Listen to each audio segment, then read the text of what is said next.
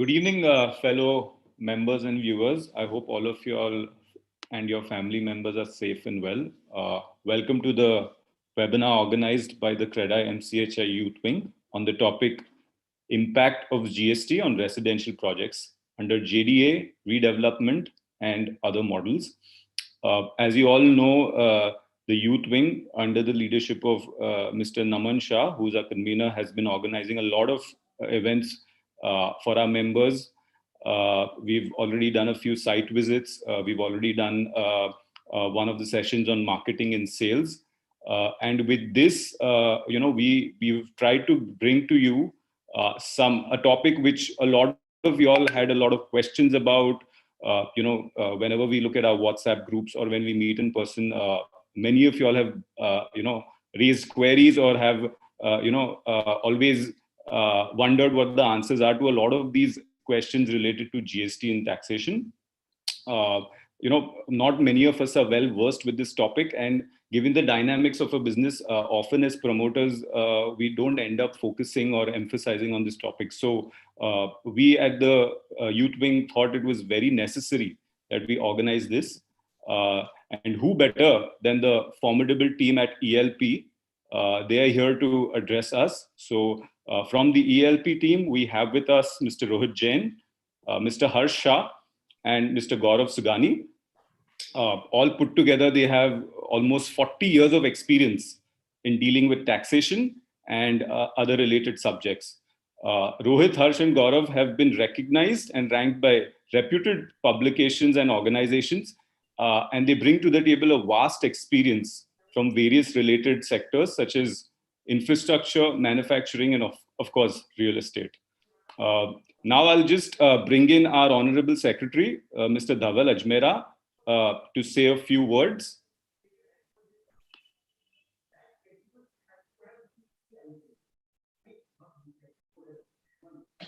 Hello. Hi, can you hear me? Yeah, we can hear you. Yes, we can. Please go on. Yeah. Hi. Good evening, everyone.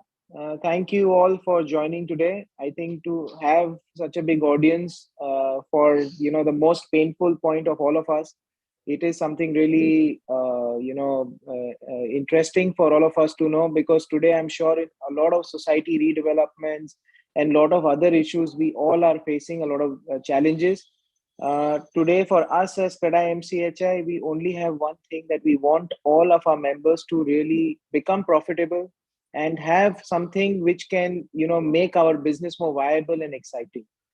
I really thank the Youth Wing and all the members over here, and especially ELP, to guide us and give us some sort of I would just say a magic wand which helps all of us. And specifically today in Mumbai, when redevelopment is the only option, SRA redevelopment and MADA redevelopment is the only option, being land being scarce. So I'm really looking forward for an exciting session. Please bring up your magic wand to help us all save and make our projects even more viable than what it is. I think the 50% concession gave us a breather, and the other pain point, which I'm sure Sunny and everyone is fighting with a very, Rushi, Sunny, all of us are fighting at the CREDAI national level to see that we can really get this off. But I think there are ways and means which, if we all can get certain site of relief, to take this up forward and actually make our business viable. So congratulations once again, and I'm really looking forward to hearing this. Thank you. Great words from our Honorable Secretary, Mr. Dhaval Ajmera. At some point, our President will also join, and we'll have a few words from him as well. At this point, I would like to get in Mr. Rohit, Harsh, and Gaurav. The ELP team, it's a privilege to have you all, host this session and keep us on the topic. Good evening, all. And at the outset, we sincerely thank you, CREDAI-MCHI Youth Wing, to invite us for the topic. And we look forward for many more sessions to assist or clarify any of the doubts that your members may have. As Dhaval Bhai said, this is, of course, the most painful area today. When we look at it, the development, redevelopment projects. And I'm sure the magic lies with the CREDAI-MCHI only, with Sunny and the other team members are doing efforts with the government. And that's the only magical mantra that can really save us from this pain that we are going through. What we can really put together today is some sort of balm on this, so that at least the pain reliever for some time, for an intervening period, is what we will really get it through. With these opening words, Gaurav, will you just upload the presentation? So what we have put together is a slide deck taking through different types of models of development and what could be the potential impact of GST, and how do we really have some sort of structuring and thoughts to minimize such impact of GST. As we speak today, can we really eliminate the entire GST as applicable? Answer is no. But do we have some thoughts which will help us to reduce the tax burden in this sort of a project? Of course, there are, and we should be really looking at from that perspective. Let's get into the topic today. As we all know, is the GST, and therefore we got a good picture. First, to start with, given what's happening today, is that go down, Gaurav, where nowadays many buyers are approaching the bank to approve home loans, not only to pay the cost of the house, but also to GST. And everybody is getting happy that now I can, of course, pay GST by getting the loan. With this, a lighter note, let's get into the different models and the topic for the discussions today. Go down. What are the different development models that we have got? We could develop a project on our own land, which is of course ownership, but as rightly said, that's not the only way to do, particularly in the city like Mumbai. Then we have a redevelopment of a society. Then we could have a joint development agreement. We could have a SRA project, and we could also work like a DM model, which is a pretty simple in terms of, which was a popular one at one point in time. Moving on to the basic structure of GST, which is a scheme of GST, and that is how one should really be starting and looking at it. Then we get into the different models and the impact of GST on each of the transaction leg that is involved in such model of development. What is a scheme of GST today? First of all, we all know the charging section. We will definitely not make it this very legal, but just to bring you some very high level concept of GST, which will help us to understand how one should look at the entire transaction. We have a charging section, section 7, which talks about all forms of supply of goods and or services such as sale, barter, transfer, exchange, lease, rental, everything which is made for a consideration is liable to GST as long as such transaction is done by a person in the course or furtherance of business. So in the first part of the charging section is been defined very, very widely. So any type of a commercial transaction, whether it's a sale, transfer, barter, exchange, is effectively been considered as a transaction liable to GST. And the second conditionality is that such transaction is done by a person in the course or furtherance of business. And this is very important concept under the GST, because many a times you would find that we are dealing with the individuals. We are dealing with the members of a society directly, those who are not doing this in the course of business. And if they are not doing in the course of business, clearly the charging section itself fails, and therefore section 7 itself won't be applicable. But therefore that's a concept that we should keep it in mind, that any commercial transactions done between the two parties for a consideration, and that transaction should be done in the course of business. Also, let me tell you, the term consideration does not necessarily mean it's a monetary consideration. That also could be a consideration in the form of non-monetary. That is, I am exchanging something. So a person giving me development rights in exchange of getting the constructed units. Even though there is no flow of money between the two parties, but effectively it is a consideration which is in the form of non-monetary terms, that would also be considered as consideration. So the supply term, as we look at it, is a wider in scope, to conditionality, there has to be a consideration, and such transaction should be in the course or furtherance of business. Moving on. Now, what is goods or services? It is supply of goods or service, right? And we have a two unique definition under the GST law, which is as simply defined as it can be, where goods means every kind of movable property other than money and securities. So effectively, every kind of movable property. And the services means anything other than goods becomes a service.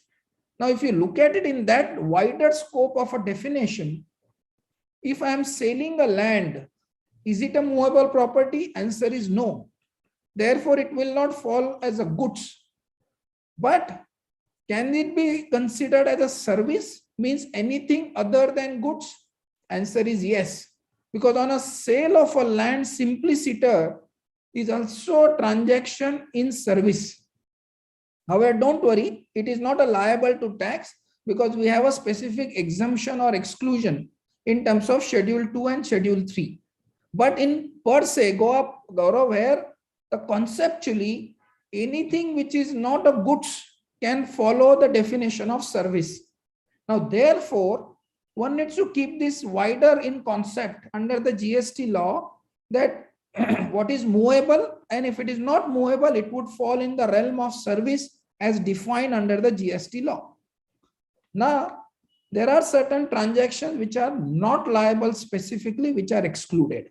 Go down, where we have a Schedule 3 entries, and read the entry number 5 there, which talks about sale of land and subject to clause B of paragraph 5 of Schedule 2, sale of a building. And what is paragraph 5 of a Schedule 2 is been also quoted above, where construction complex, building, civil structure or part thereof, where the entire consideration has been received after issuance of completion certificate. Therefore, only two types of transactions are excluded from the levy of tax. Which are those transactions? It is a sale of land or the transactions where it is sale of a building where entire consideration is received after issuance of completion certificate. That means every sale post OC is not liable to tax, or simpliciter sale of land is also not liable to tax. Now, you would always ask, multiple times we get these questions from many of you, but I am giving the possession to the society members, or I am giving the possession to my landowner after OC. I am doing the allotment after OC.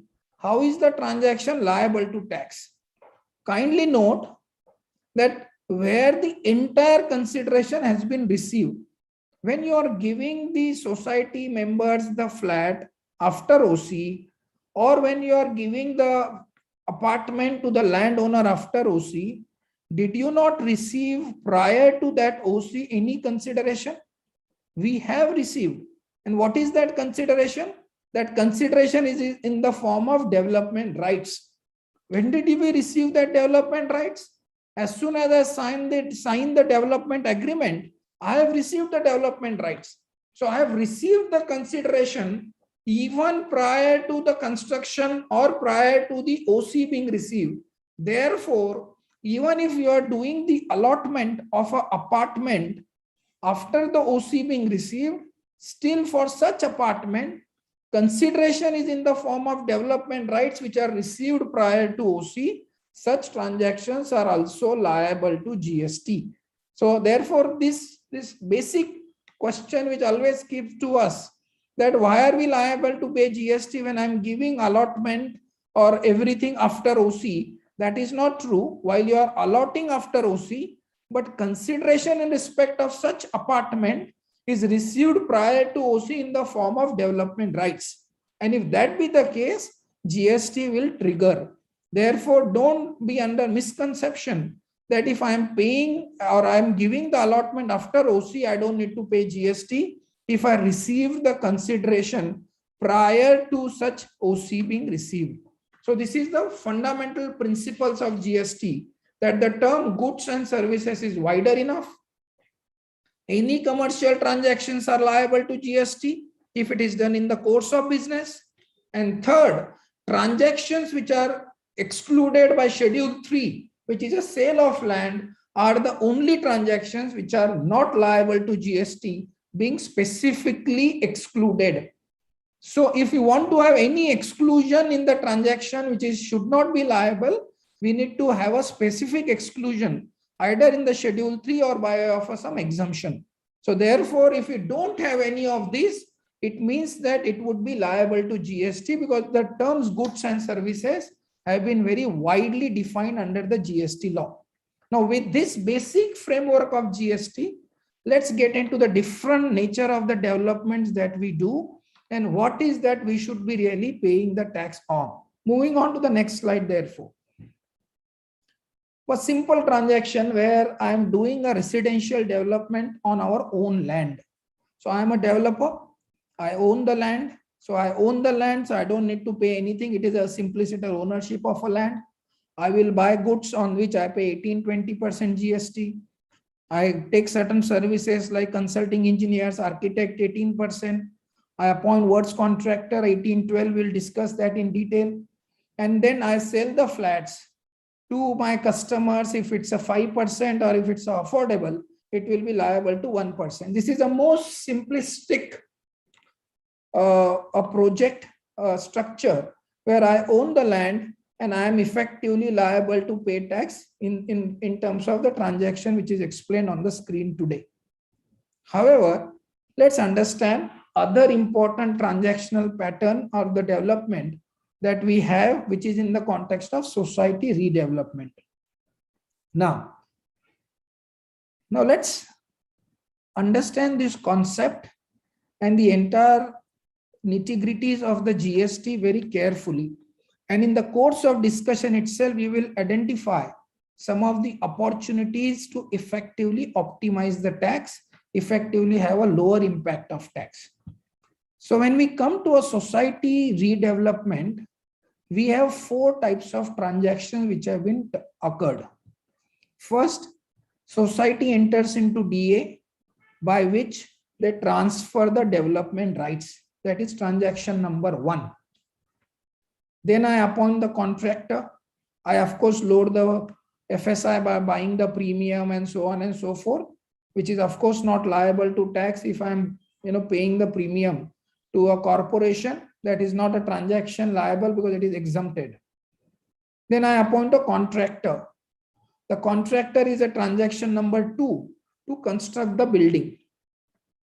I start constructing the building.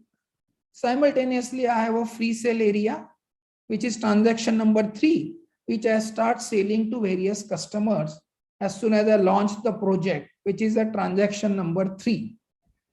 And at the end of the project, I also hand it over the constructed apartment to the society members.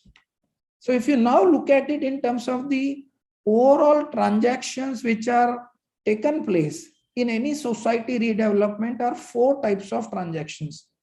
Transfer of development rights, which is when I enter the DA. Then we have a contractor, we have a sale buyers, which is a free sale area, and we have a constructed apartments which are given back to the society members. Now, when we look at it, each 1, 2, 3, 4 types of a transaction, the first question which will come to us is, all of these 4 transactions satisfying the test of the basic framework that we have discussed at the start? Is it a commercial transaction? Answer is yes. Is it in the course of business? Is what we'll have to examine in a case-to-case basis, which is what we'll discuss in ensuing slides. Then, is there an exemption available? Yes, exemption is available only to the extent of post-OC sale. All other transactions, there is no exemption available, because that is not a transaction which is getting covered in entry number 5. And last, is there a rate prescribed for these transactions? Answer is yes. So what is that we need to really examine from the perspective of GST is that all of these 4 different transactions that we are talking, which is 1, 2, 3, 4, we need to know 5 W's. Which are those 5 W's? Who is liable to pay tax on that? Second, at what rate the tax should be paid? Third, what should be or which is the value which I should be taking for payment of tax? Fourth, when do I really pay the tax? And the last, whether I am entitled to any ITC, which is the input tax credit, in while making the payment of tax. So please keep these 4 transactions in mind. For the sake of repetition, I will again repeat. 1, transfer of development rights from a society to developer. 2, appointment of a contractor. 3, sale of flats to my customers. And 4, handing over the constructed apartments back to society. And all of these 4 legs of our transactions, we need to examine the applicability of tax from all of these 5 W perspective: who, what, which, when, and whether the ITC would be available. Let's examine now transaction by transaction so that we don't keep any confusion in mind when we really examine the applicability of GST for any project. Now let's take the first transaction, which is transfer of development rights by society to the developer. Go down. The first and the foremost, which is what we have been arguing on top of our voice, that how can you tax the development rights? Why? Because it is a development rights, it is arising out of land. Something which is directly arising out of land is an immovable property, and therefore we have a judicial precedent in the context of earlier regime where it is considered that rights arising out of land is a immovable property. Ideally, therefore, there should be no tax, which is proposition 1. Proposition 2 that we have got, that there are 3 concepts under the commercial world. One concept is goods. Second concept is services or a species. And the third species is an immovable property. The Constitution has given empowerment to the government to tax only first 2 species of a transactions, which is goods and services. How can you really tax immovable property under the guise of a service? It has been considered as a service transaction. This is a proposition 2. And therefore you are actually encroachment, which is what the term which we all know in the real estate world, encroaching your jurisdiction, something the Constitution is not providing to you to tax. And the third proposition is, of course, that anything that is imposition of a tax should be authority under the law. And therefore, under 265 article of Constitution, you don't have an authority under the Constitution to collect this law. But let me tell you this. This is all a good legal arguments. Lot of writ petitions have got filed under various high courts, including in our high court in Mumbai, Bombay High Court. We have got petitions filed in Gujarat. We have got petitions filed in Karnataka. Unfortunately, we have not yet got any definitive ruling post implementation of GST, and all of these writ petitions are now pending for an adjudication for the hearing before the different high courts. While important aspect is that fundamentally development rights is an immovable property, ideally should not be liable to tax. Having said that, as we speak today, law says, we have examined the scheme of GST, that the tax is required to be paid and you will have to adhere to the provisions of the law today till it is not set aside by the High Court and eventually Supreme Court. Therefore, all of these are good propositions which are there on paper, but we should assume and work on the basis that there will be a GST implications on a transfer of development rights. And let's keep in mind, we are only talking about the first transaction leg, which is the transfer of development rights from the society to the developer. That is arguable position, but till it is not set aside by the courts, we'll have to presume that GST will be applicable. Go to the next slide. Now let's examine each of the transaction from those 5W perspective. First and the foremost, who is liable to pay tax? Now, who is liable to pay tax?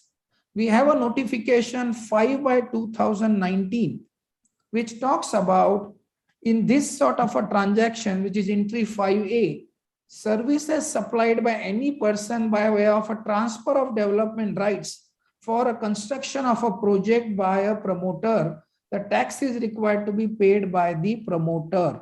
So the first and the foremost question, that who is liable to pay tax on a transfer of development rights, is the promoter who is liable to pay tax on such transaction.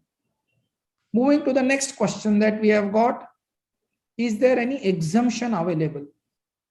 Fortunately, with the efforts of MCHI CREDAI prior to 2019, there is an exemption which is secured, and that exemption is a conditional exemption, that the transfer of development rights is not liable to GST subject to satisfying these three conditions. Which are those three conditions? The same is transferred on or after April 1st, 2019. So this is the first condition. Second, it is used for the construction of residential apartments by a promoter. You will of course then ask the question, what happens? I am buying the development rights for construction of a commercial apartment. Answer is very clear. No exemption available. GST will be payable, and that too by the promoter under reverse charge mechanism, which is what we discussed on the earlier slide. The exemption is available only if the DA is entered after 1st April 2019. That is the same is transferred on or after 1st April 2019. If we had entered the DA between the intervening period, that is from 17 to 19, we have an issue because there is no exemption available under the notification. So what is the position? Prior to 17, exemption. July 17 to April 19, no exemption. And April 19 onwards, we have an exemption as long as all the three conditions are satisfied. The first one being that it is transferred after 1st of April 2019. The second one, that it is used for the construction of residential apartments by a promoter. That means the exemption on the transaction one is only for getting a development rights for residential apartment and not for commercial. You will of course ask me the question that in a same project, I am developing a mix which is residential as well as commercial. Am I entitled to exemption?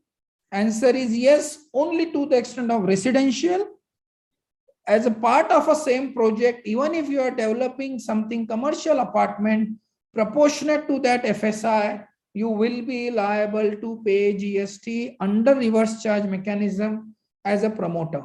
And third, the apartments in the project are intended for sale to a buyer, whether wholly or partly after the OC. That is also that you are constructing a residential apartment only for the purpose of sale to the buyer, and GST payable to the extent of residential apartments which are remain unsold, because you are taking a development rights. So in a total number of apartments, to the extent of what are remaining post OC sale will be considered as liable to GST, because government is very clear.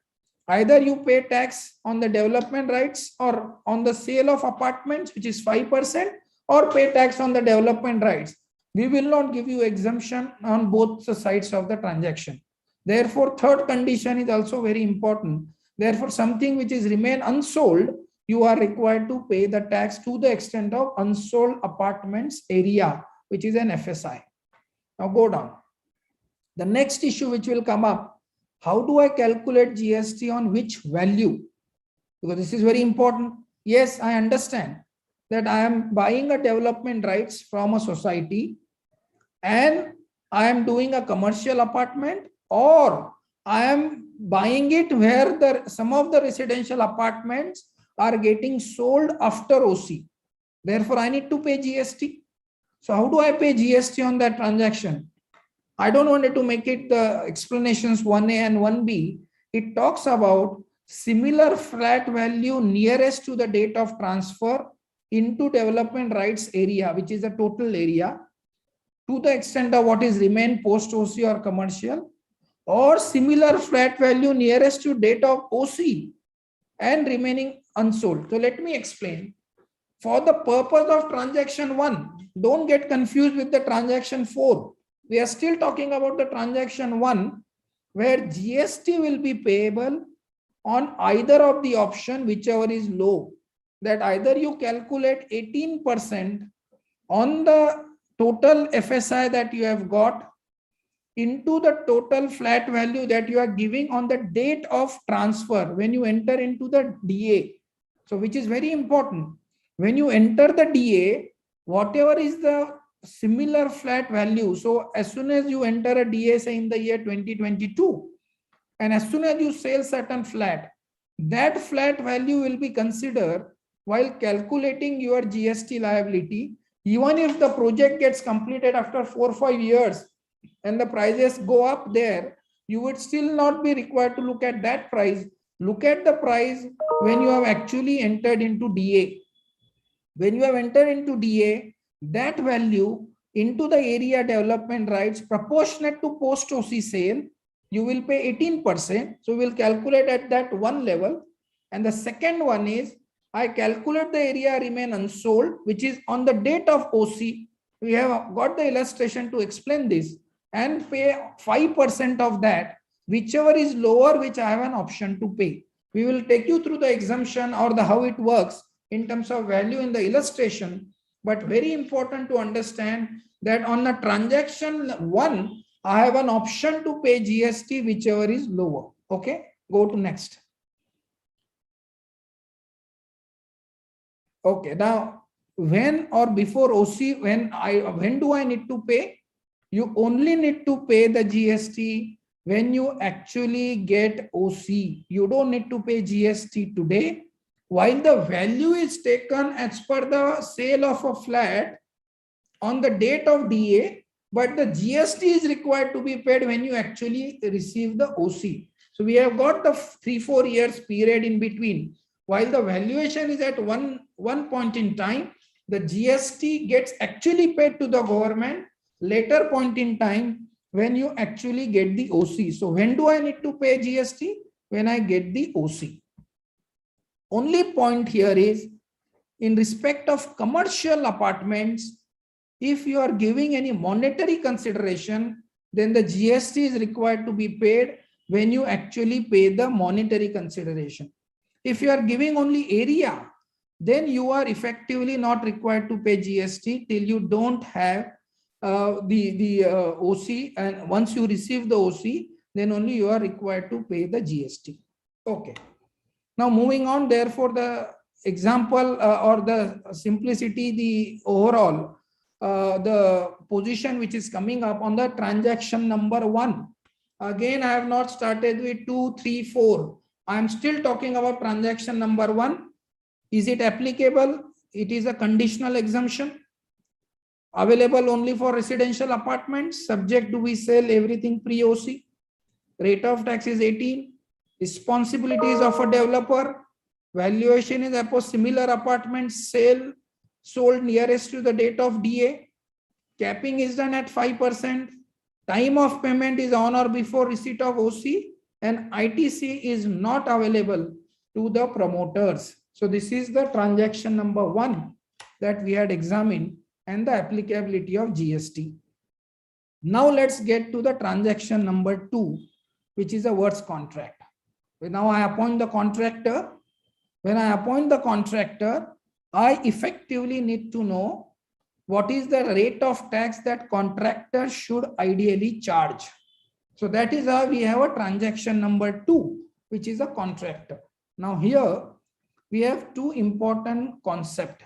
One, we have a concept called project. What is a project? project means the real estate project as defined in clause ZN. And then we have ZN, which is real estate projects mean development of a building or a building consisting of apartments, converting an existing building development, so on and so forth. Now, one question, go down, Karo. Yeah, one question which keeps on coming to us is that what is that I consider as a project? So in one project, I have taken a different RERA registration. Can I take each RERA registration is a separate project, or the entire project, the entire layout which I have got an approval from the corporation and I have approved that as one plan, can I consider this entire thing as one project? So according to our interpretation, that it is possible to consider the entire project layout as a one project, even though you have multiple RERA registrations. That is also an interpretational issue, but the way the term has been defined, that is possible. Now, why is that relevant? Because when you look at the entries, which is 3435DA and entry 35A, which are important, that in what are the scenarios where the GST is applicable at 18%, and what are the scenarios where GST is applicable at 12%. Now, again, don't get confused. We are talking about transaction number 2, which is works contractor providing services to a developer for construction of this entire apartments or all the buildings in the project. Go down. Now, there are two. One is a generic exemption notification. If you are doing in situ redevelopment, we have AHP project, which is under the Pradhan Mantri Awas Yojana. If you are doing construction link project, if you are doing BIHS, which is all these other schemes which are there, then we have 112% benefit which is available. But this is specific to this sort of a project. For the purpose of completeness, these are 4 limbs of PMAY project. And under the PMAY, if any of our project is registered, then you are entitled to a 12% benefit. That's one scheme. Go next. Another important entry is 5A. And the 5A entry is composite supply works contract, which is including construction, erection, commissioning, installation, completion, fitting out, repair, maintenance of an affordable residential apartment. And the project is commenced after 1st April 2019. And one of the conditions here is that carpet area of the affordable residential apartment should not be less than 50% of the total carpet area in the project. Now, therefore, this concept project becomes very important, that do I need to look at it the entire project, or each RERA is a separate project? Both the interpretations are possible. But more importantly, if my area of less than 60 square meter is above 50% of the overall FSI that I have got, then I can take a benefit of 12% as long as the value of the apartment is below 45 lakhs, because it is of an affordable residential apartment. Now, under this entry, which is entry number 5A, we have a dual conditions to satisfy. One, that I am effectively selling the affordable apartments where I have an entry where area is below 60 square meter. And in case of a non-metro, it is below 90 square meter. And the value of the flat is 45 lakhs. This is under this notification, which is 5A. Go down. Then we have an entry which is 5DA, where the value cap is not there, but this entry still exists in the statute book, that low-cost houses up to carpet area of 60 square meters per house in an affordable housing project. Again, which has given the infrastructure status. Again, very important, that even if my value goes up above 45 lakhs, but more than 50% of my project area is below 60 square meter, I can still claim a benefit of 12% in respect of those apartments. So very, very important that many of our members are not really aware of that there are two entries which exist. that one which has a cap of 45 lakhs and which does not have a cap of 45 lakhs, where you can claim the benefit of 12% as long as more than 50% of the area is less than 60 square meter. Another important aspect here, that one can also argue that it is a composite supply, therefore the entire project should deserve 12%, but that's an argumentative position. We can look at it on a case-to-case basis and examine this position. So one important aspect which is coming up in this discussion is that there is a 12% GST benefit available to the works contractor if my entire area of a project and more than 50% constitutes less than 60 square meter of the flats, then I can still claim a benefit of 12% to the extent of those flats which has been doing the construction activity under this entry of 5DA. So very, very important that keep this in mind, that otherwise what many of the members are looking at it, that if it's a 45 lakhs and above, they are just giving up and not even examining that can I really claim a 12% GST rate benefit. It is possible to claim that benefit. Go on to the next one. Therefore, this is what the implications that we discussed, 12% or 18% on as the case may be. Go. Next, which is a transaction number 3, which is sale of apartments to new buyers, to new members. Go down. This is very clear that if it's a REP, which is what real estate project is, where my overall commercial component in a project is more than 15%. Whereas if it's an RREP, then if my commercial apartment is less than 15%, then the entire project gets designation as an RREP. So what is the advantage of REP and versus RREP?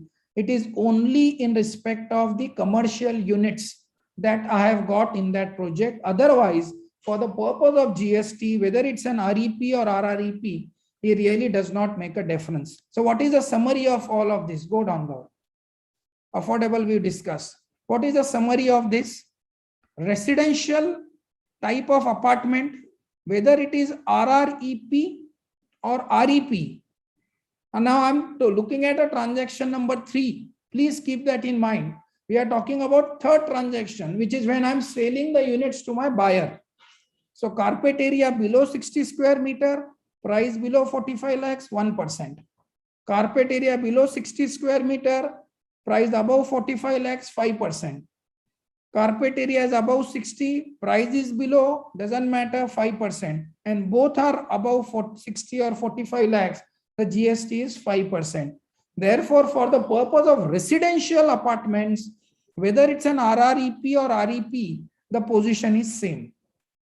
Whereas when it comes to a commercial apartment, for RREP, the GST rate is applicable is 5%. Whereas if it's an REP, the GST rate is applicable is 12% with ITC. I'm sure some of you may be interested in knowing this 12% rate, because then you are entitled to a corresponding ITC as a credit. Otherwise, that becomes the cost.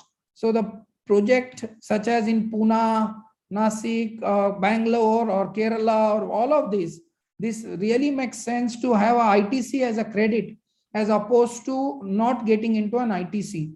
Therefore, keep in mind that the commercial projects which are in REP, REP means where we have more than 15% being a commercial area, I am entitled to charge 12% with taking a corresponding credits.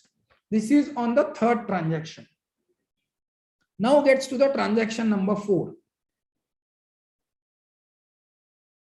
where I am giving the constructed apartments back to the society member. Now this is another very, very important transaction, which I am giving back the constructed apartments to the society. Go down. What is the developer perspective on this?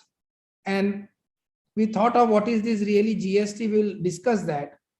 The first concept that developer has in his mind, that this is nothing but value of this which I am charging to my buyers, whatever constructed area which I am giving to my society member, the cost is already subsumed.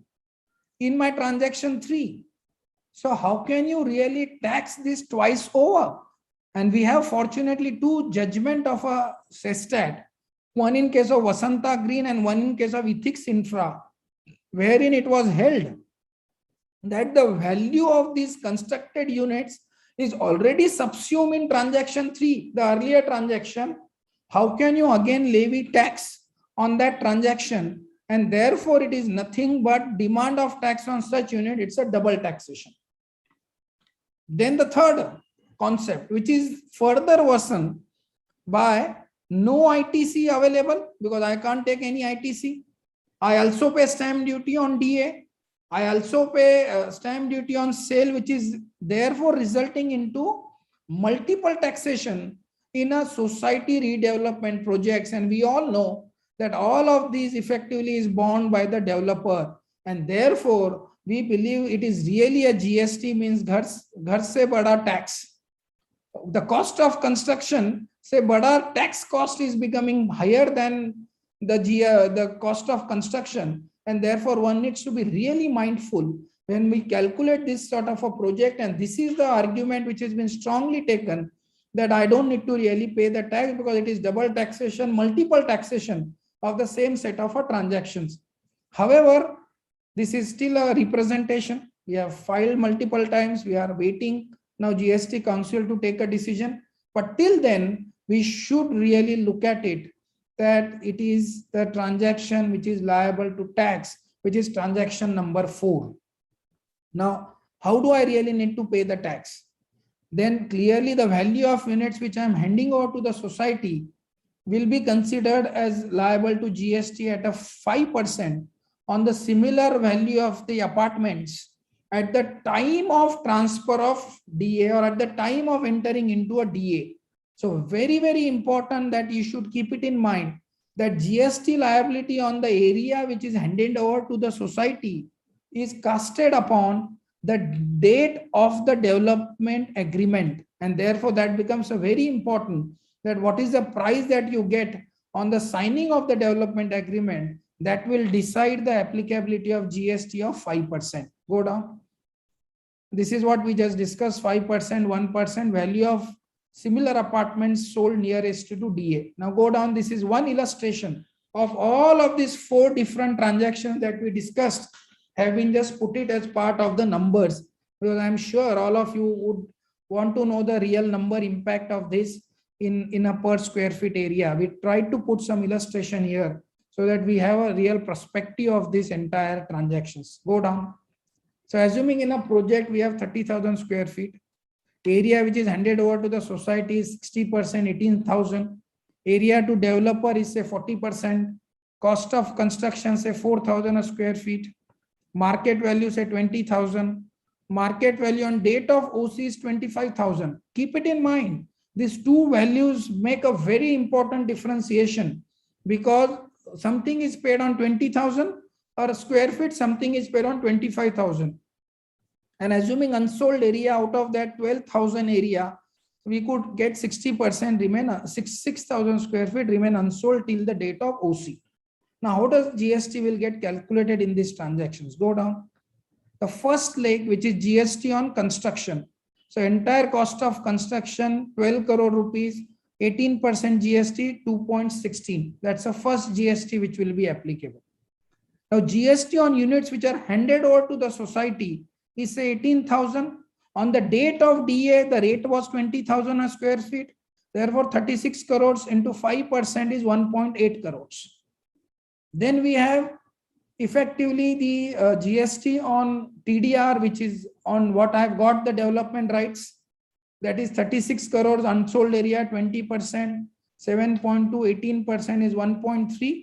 Or I have an option to pay on that 6,000 into 25,000, which is 15 crores, 5% of 0.75. So I have an option either to pay 1.3 or 1.75.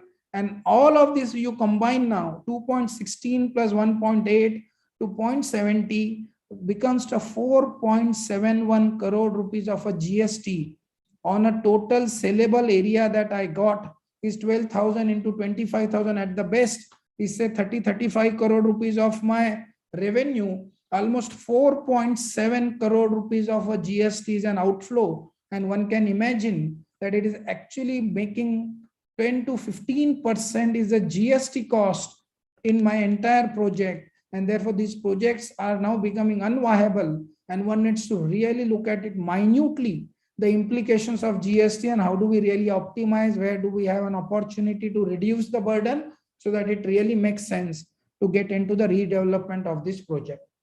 Moving on to the last few slides now, we are already an hour or maybe 10 minutes to hour. We will just get into the society redevelopment is another model where we have a society redevelopment where society actually carries out the development through developer, project consultant, and that handing over a flat. It is like a simple contractor type of a model that developer works at, where the GST of 18% which will get applicable. However, there is just one issue which we are flagging for the purpose of today's discussion. The department may dispute that there is a supply of a service from society to members, and we'll have to be careful in this sort of a transaction when there is a society redevelopment. One of the issue which is coming up is a supply of service from society to members. Move on to the next one, which is a normal JDA, joint development agreement. Again, we have 1, 2, 3, 4. All of the implications of 1, 2, 3, 4 are the common. In fact, we have the fifth transaction, which is sale of apartments by a landowner to the customer.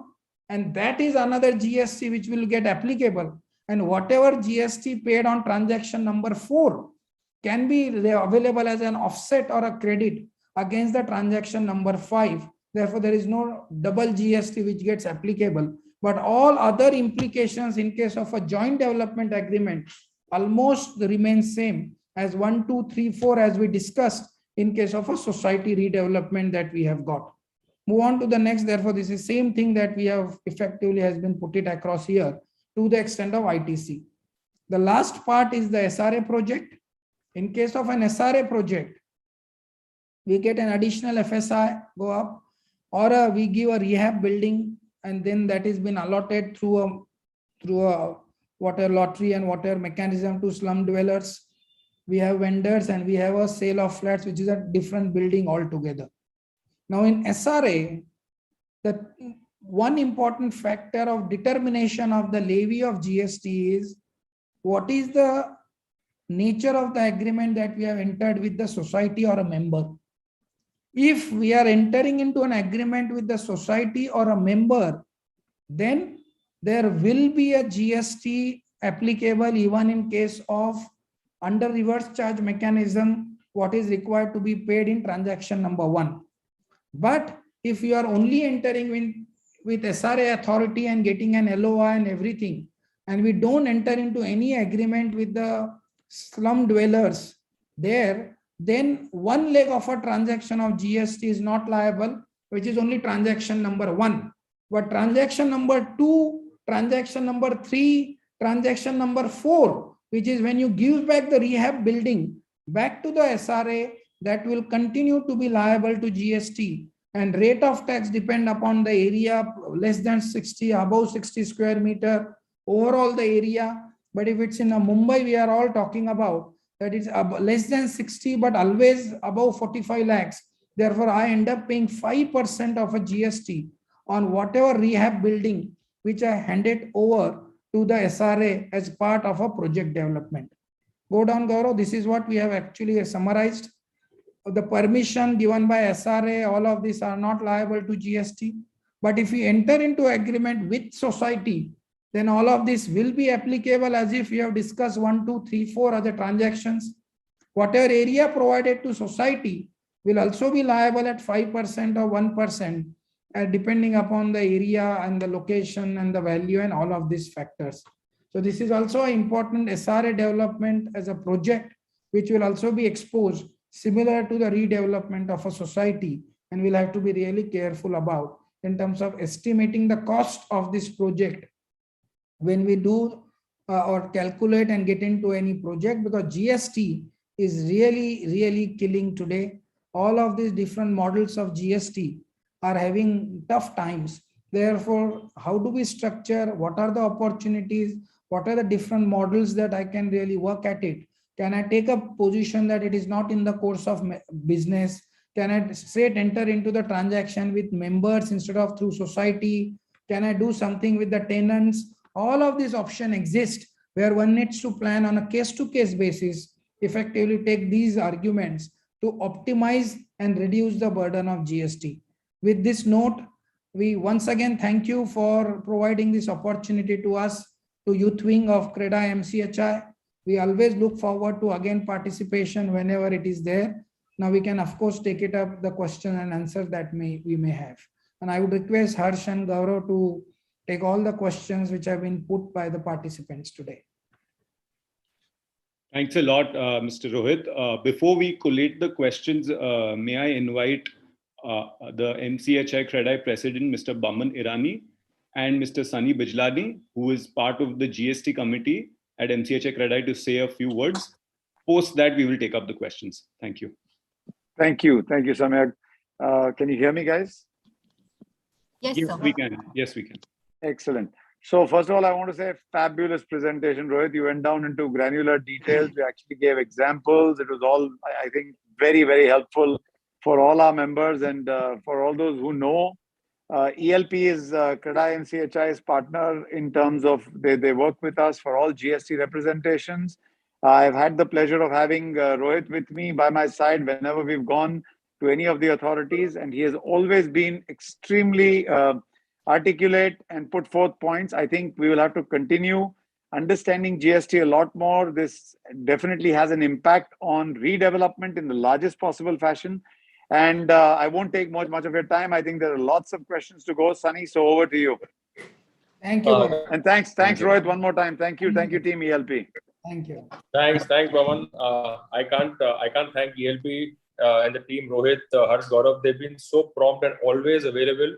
Every time we picked up the phone and called them, in spite of them being caught up with multiple matters, they've always removed time, not only for MCHI, but for even on matters that all of us have gone to them as clients. I really, like them on board, and they are superly passionate. Even when we have given them a representation that we have to make, they've got back promptly with their suggestions. And I think this fight is a fight we all have to come together to get this done. And I think Baman and a lot of people at CREDAI National are leading this, and we're all playing our small part in whatever we can do. And hopefully, we are hoping that this year at least we can get some headway in convincing the guys in the government to give us some relief and understand our pain points. So thanks, Samyak. Thanks, Naman, for hosting this. I think a great show by you guys. And over to you, Samyak. Thank you. Thank you, Sunny. Thank you. Thank you. Thanks a lot, Mr. President and Sunny. We will now go into the question and answer session. We will try our level best to understand the questions. Some of them are not easily understandable. But post the session, we will also share their contacts, so you can also reach out to them individually. I will first read the question from Mr. Amit Jain. In a redevelopment of a society where basic FSI of land is given to members itself and the balance FSI has to be brought from outside, what will be the GST applicable, as there is no FSI pending with respect to society?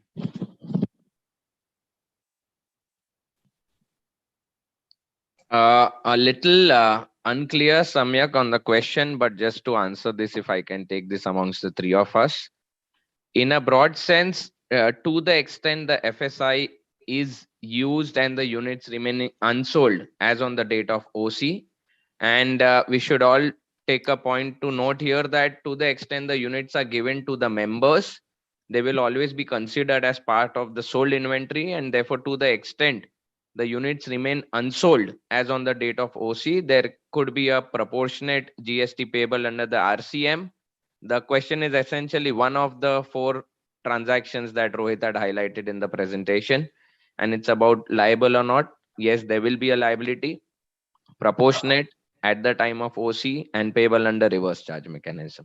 Sir, I believe what the gentleman is trying to ask is that when the society redevelopment, one FSI has already been consumed. So effectively what they are saying is that society is not granting any rights because the developer is purchasing everything through premiums and through TDR and stuff like that. So in that scenario, would it be liable? I think that is the line of questioning.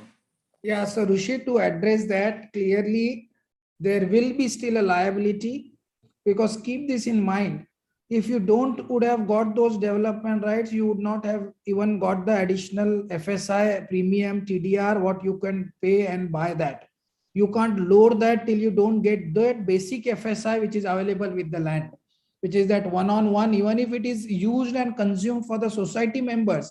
But that grant of development rights enabling a developer to load on more FSI, which is permissible by paying premium and TDR or buying the TDR from the market. Therefore, it is assumed that there is a transfer of development rights. You are as if demolishing everything and reconstructing afresh. And some portion of that FSI is used for the society members, and balance you are using it for the sale. Therefore, the transaction will be liable to GST to the extent of what you sell post OC. I think that's clear. Thank you.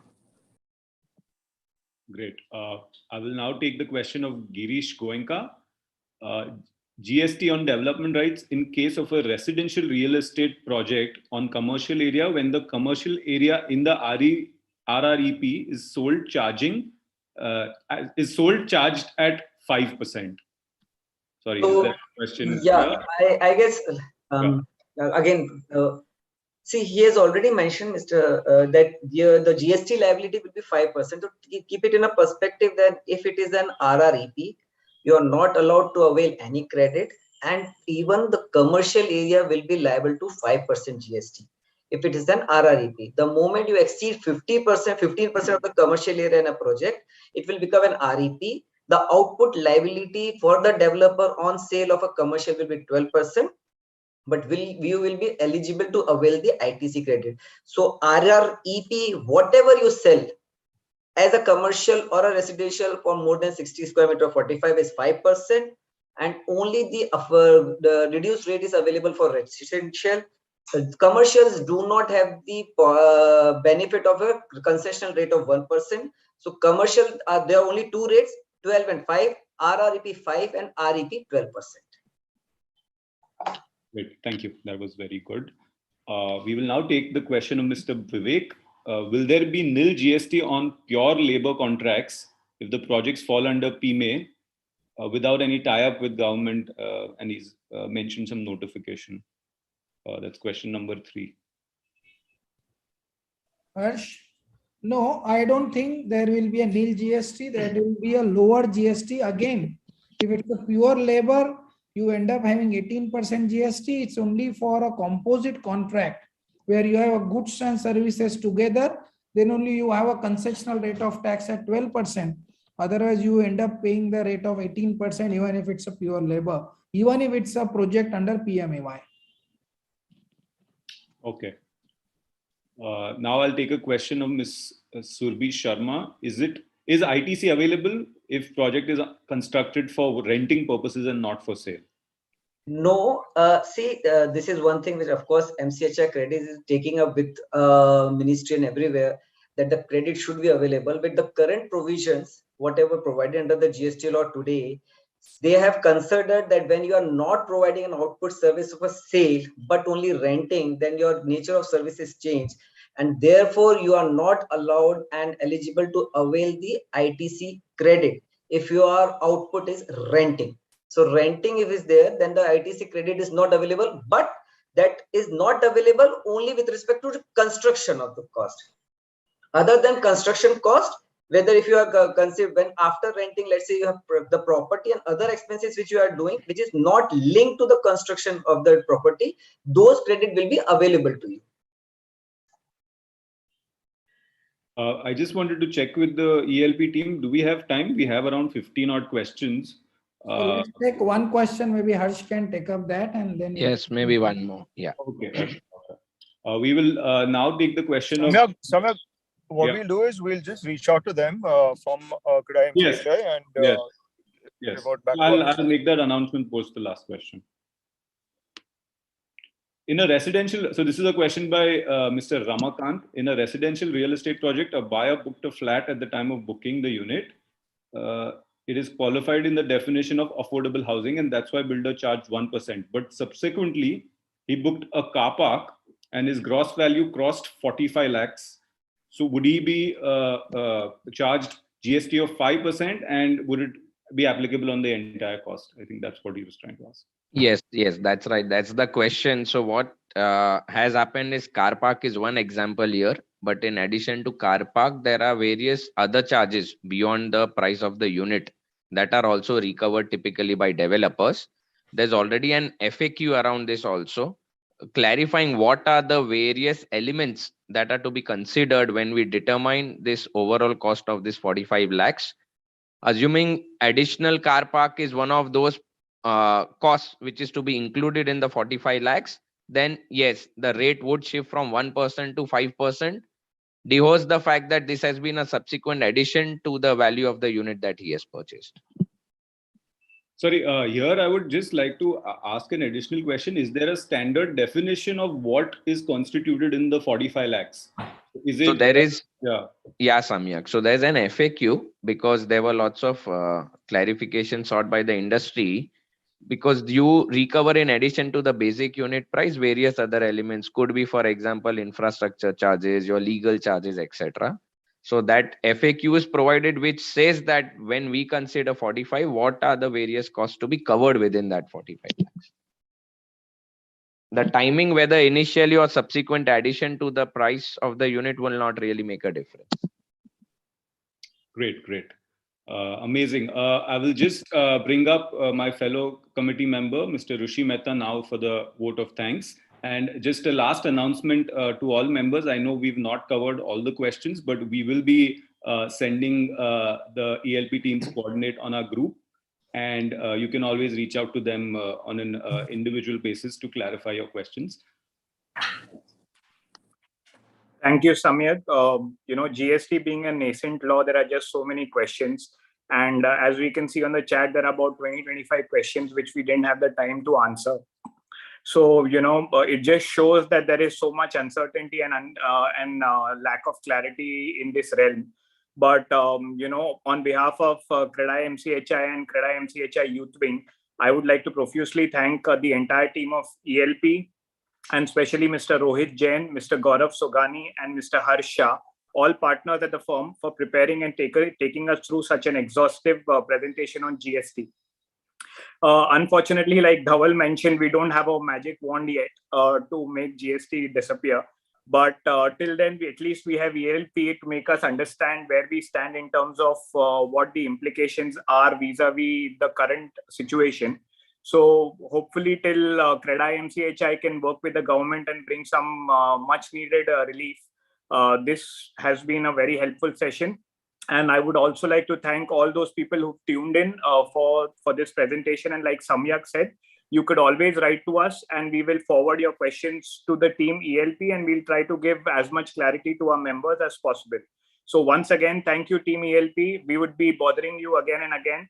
And thank you for such a lovely presentation. Thank you. Thank you. Thank you, Samyak and the entire youth wing. Thanks a lot. Just the last few words. I think the simplicity of the presentation that the ELP team had put for us, I think, was remarkable. For people who are not so well versed, it's a great way to understand the concept. So thanks a lot. And to all our members, the Youth Wing and CREDAI-MCHI is planning a lot of events like this and many others. You will hear from us very soon, and we look forward to your participation in these events, just like you have participated in this event. Thanks a lot, and hope everyone's family is safe and well. Good luck. Thank you. Thank you, everyone. Thank you so much.